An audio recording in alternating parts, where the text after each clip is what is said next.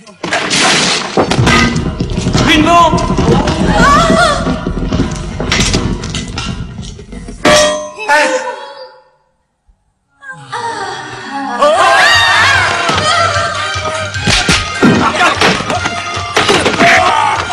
Bonjour à tous, ici Mister Cult. Au programme aujourd'hui, quand tu te fais poursuivre par un ennemi, je l'ai déjà dit, mais regarder devant toi c'est bien, regarder derrière toi c'est bien aussi, mais regarder autour de toi, c'est encore mieux. Au secours! Défendez-moi, il me poursuit! Au secours, aidez-moi! Vous êtes prêts? C'est parti pour Opération Condor.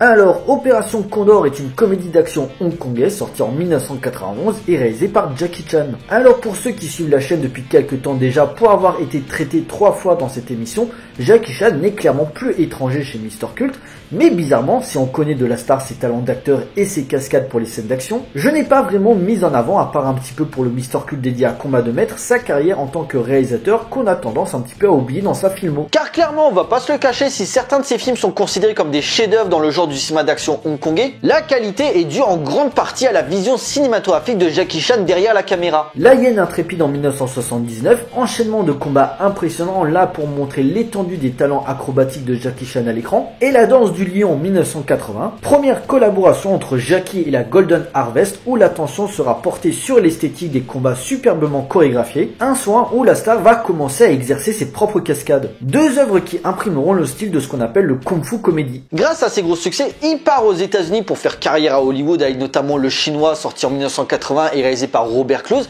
et L'équipé du Cannonball sorti en 1981 et réalisé par Al Needham.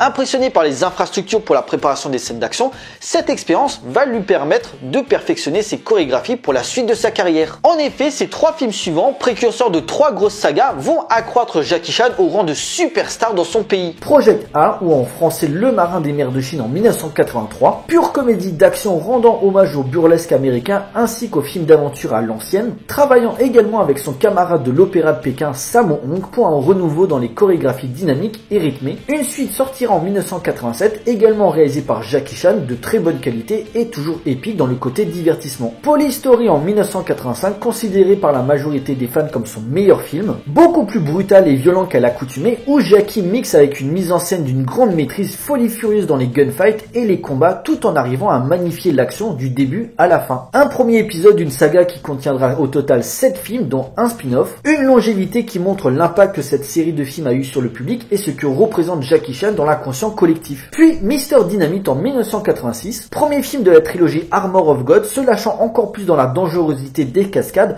tout en mélangeant à un blindage de références, notamment certaines grosses productions américaines, mais en gardant une certaine identité par la mise en scène de Jackie Chan, s'imprégnant des codes du genre pour mieux les réinventer. Saga dont Jackie Chan réalisera tous les épisodes, continuant en 1991 avec Opération Condor, et oui le film du jour, pour se conclure très tardivement en 2012 avec Chinese Zodiac. Durant les années 90, Jackie Chan se fera plus rare niveau réalisation, multipliant surtout les collaborations dans la mise en scène. Double Dragon en 1992, alors oui vous allez me dire il n'est pas crédité derrière la caméra, ce sont Tsuyark et Ringo Lam les réalisateurs, mais on sent son influence dans le ton comique et les combats, imposant très souvent ses choix par rapport aux deux têtes pensantes. Crime Story en 1993, co-réalisé avec Kirk Wong, Polar Art Boy dans la veine des actionneurs vénères de John Woo sorti à la même période. Cependant, ayant peur de la noirceur pouvant écorner son image, il remonte le montage dans une ambiance plus légère, ce qui brouillera les deux hommes par la suite. Une absence de subtilité pour en revenir à un produit pas désagréable, mais banal dans ce que Jackie Chan propose habituellement. Drunken Master 2 ou Combat de Maître en 1994, co-réalisé avec la légende Liu Xiaoliang. Suite du Maître chinois en 1978, où Jackie Chan reprend ce rôle de Wong Fei-hung, déjà popularisé par Jet Li dans la saga Il était une fois en Chine, sortie durant la même décennie. Cependant, n'arrivant pas à se mettre d'accord sur les choix artistiques, Jackie vire Liu Xiaoliang du tournage et termine le film tout seul. En résulte paradoxalement son film ultime en termes de combat, notamment un final dantesque de presque 20 minutes. À voir absolument, ne serait-ce que pour les prouesses spectaculaires de la star à l'image. Bien sûr, si vous voulez une analyse plus détaillée, je vous renvoie vers le Mister Cult dédié au film sorti l'année dernière. Et enfin, Qui suis-je en 1998 est co-réalisé avec Benny Chan. Grosse production assez inégale où se mêlent infiltration, action de la CIA et de l'armée pour un scénario peu intéressant, au profit d'une succession de combats sympas mais qu'on a quand même connu plus inspiré de la part de Jackie. Accentué par des effets spéciaux bas de gamme et un humour pas toujours fin, clairement à réserver pour les fans. Au départ destiné à reprendre l'héritage de Bruce Lee, Jackie Chan a développé au fil des années d'autres talents que la technique de l'homme sous et le coup de pied latéral dans la gueule pour devenir un artiste multifacette, s'inspirant de ses influences aussi bien hongkongaises qu'américaines pour proposer des objets filmiques où le ton comique ainsi que le spectaculaire de ses cascades deviendront sa propre marque de fabrique. Mais si on peut lui reprocher qu'au moment de sa haute popularité, il ne prenait guère de risques, quitte à se mettre en totale opposition avec les cinéastes censés le diriger, il reste un artiste complet, représentant majeur du soft power à la chinoise, marquant de son empreinte le cinéma d'action hongkongais. Et donc, sentant le bon filon pour certains de ses gros succès, il décide, vu leur popularité, de produire des suites pour faire plaisir à un public qui en demande toujours plus. Après Dragon dans Le Marin des mers de Chine et Chan dans Polystory, c'est au tour du Faucon, vu dans Mister Dynamite, de revenir dans les écrans avec en 1991 sa suite Opération Condor. Et avant d'analyser le film, un petit retour s'impose sur ce que représente la saga Armor of God, et pour ça, j'ai un spécialiste du genre qui va vous l'expliquer. Jonathan Azia, c'est à toi. Salut Mister Cult et merci beaucoup de m'inviter pour parler de ce film légendaire de Jackie Chan, un des nombreux films légendaires de Jackie Chan. Si tu me le permets, moi je vais parler des deux films qui entourent Opération Condor, formant ainsi la trilogie Armor of God, Mister Dynamite, sorti en 1986, et Chinese Zodiac, sorti en 2012.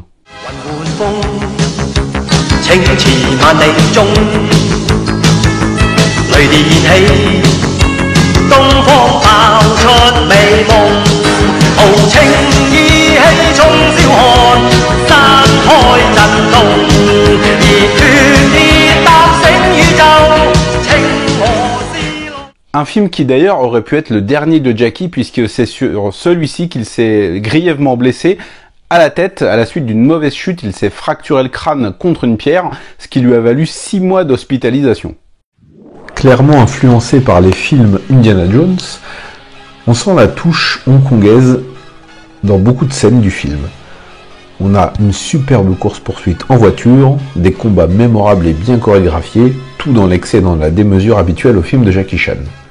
On suit, sans déplaisir, cette histoire un petit peu bateau d'armure médiévale qui sera mise en vente et convoitée par de nombreux personnages, Jackie se retrouvant bien évidemment au centre de l'intrigue. Un film pour lequel il est très bien entouré puisqu'il joue aux côtés d'Alan Tam, de la divine Rosamund Kwan et de l'actrice Lola Former, avec qui il avait déjà partagé l'affiche 2 ans plus tôt dans Soif de justice. Je dois dire que c'est le film de la trilogie que j'apprécie le moins, même si c'est un très bon Jackie.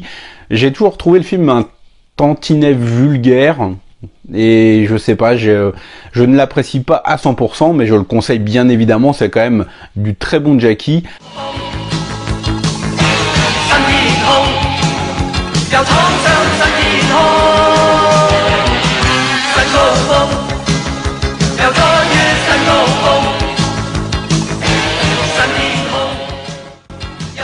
Le film est rempli de scènes d'anthologie bien généreuses, Notamment un combat mémorable contre les moines, puis contre les 4 Amazones. Ce qui donne lieu à une très bonne gestion de l'espace et à quelques gags un petit peu graveleux.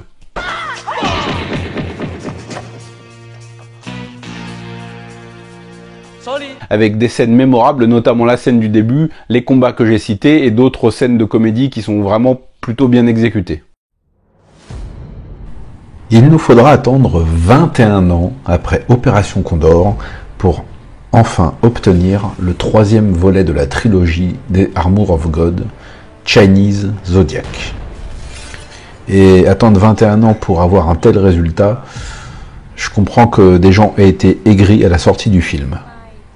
Alors je dois dire qu'au premier visionnage, je n'étais vraiment pas emballé, mais au vu des dernières livraisons de Jackie, je me dois peut-être de réévaluer ce film et de le revoir un peu à la hausse. Certes, on n'y retrouve pas la folie et les grandes cascades qui ont fait l'âge d'or de Jackie Chan, mais il ne faut pas oublier que quand il tournait ce film, il avait 58 ans déjà. Donc pas forcément la capacité de refaire et de nous reproposer d'excellentes et de dangereuses cascades comme il le faisait il y a 30 ans.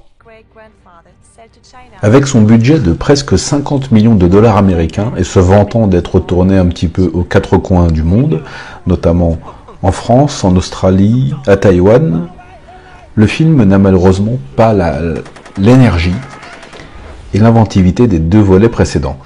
On se perd un peu trop dans divers effets numériques, pas franchement de très bon goût, et on sent que le film ratisse un petit peu trop large pour pouvoir séduire un maximum de spectateurs.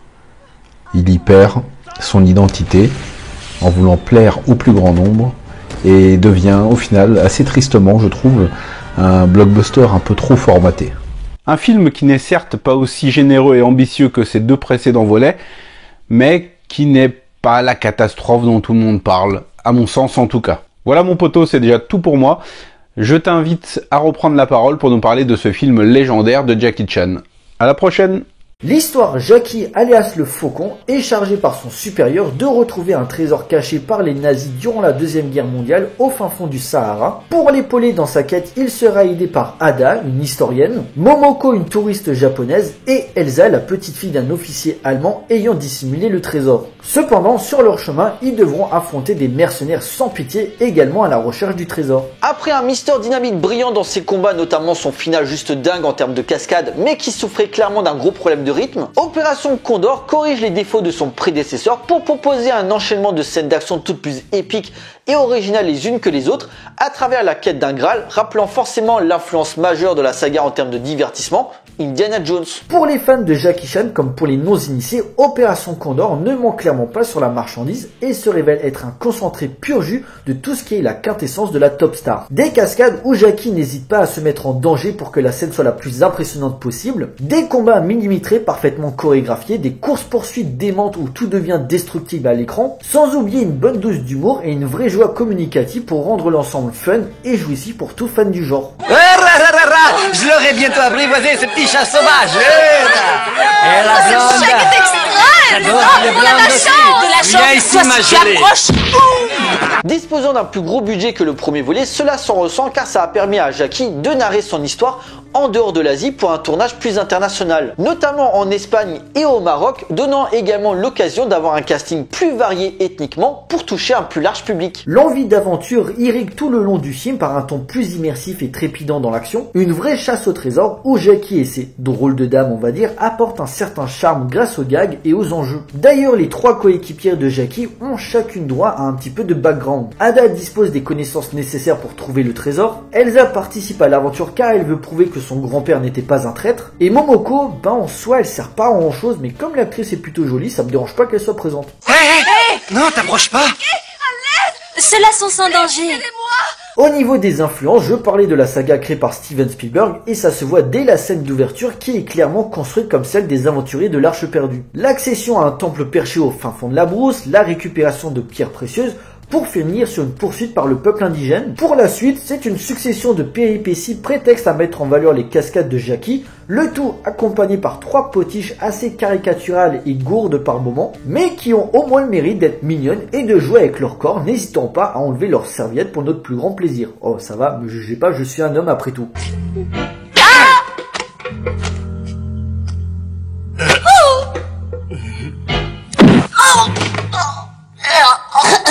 Voilà, ça t'apprendra.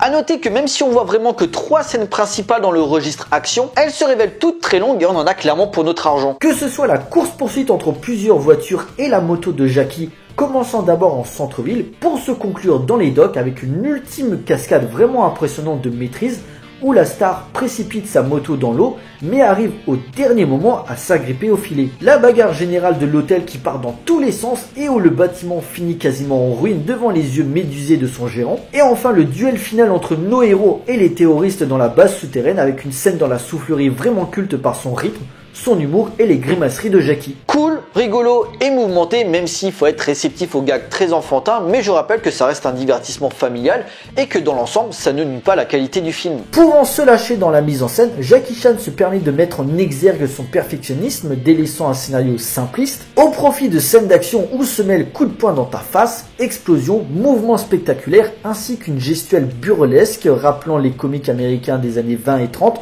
notamment Buster Keaton, dont Jackie a toujours revendiqué l'influence pour la création de ses personnages. Une vraie folie se dégage tout le long du métrage, dans le montage, dans le choix des cadres et certains artifices de réalisation pour que tous les mouvements acrobatiques de Jackie soient le plus impressionnants possible à l'image. Moi aussi, je peux le faire. Un soin apporté chez le héros, mais également les personnages secondaires ainsi que les décors, car comme j'ai dit précédemment, avoir choisi de tourner en dehors de l'Asie donne une vraie singularité au film. Bref, tous les ingrédients sont là pour s'éclater devant les péripéties de cet aventurier tantôt naïf, tantôt attachant, ne se décourageant jamais de toutes les épreuves dangereuses qu'il doit affronter. Certes, comparé à Indiana Jones, il a l'air limité niveau connaissances historiques et il ressemble plus aux ennemis qu'il combat, mais sa gentillesse ainsi que ses motivations plus nobles le font sortir du lot. Sans oublier que personnellement, le visionnage passe beaucoup mieux en version française car apportant un aspect cartoon à l'ensemble, ayant des allures de farce par moment, mais comme l'humour bon enfant est la marque de fabrique de la star, finalement ça reste cohérent dans le ton imposé. Surtout pour les méchants, notamment les deux pseudo-arabes où leur accent me font toujours marrer à chaque scène. Vous travaillez pour qui? Allez, répondez. Jamais on le dira. Torturez-nous si vous voulez, on n'avouera jamais. Pour nos frères de l'honneur, la mort c'est rien. Ainsi que le chef des terroristes où ce côté allemand renforce le côté bad guy typique des anciens James Bond. C'est une base militaire. Ce bouton commande la mise à feu d'un processus qui va faire tout exploser. On ne peut plus rien faire. Tout va sauter dans 30 minutes. Scheiße. Certes, en termes de qualité, on n'est pas au niveau des Polystory, des Marins des mers de Chine ou encore de Combat de maître, mais malgré tout, ça fait partie du haut du panier dans ce que peut proposer de mieux Jackie Chan niveau divertissement, c'est toujours agréable à regarder. Merci, on n'a besoin de rien.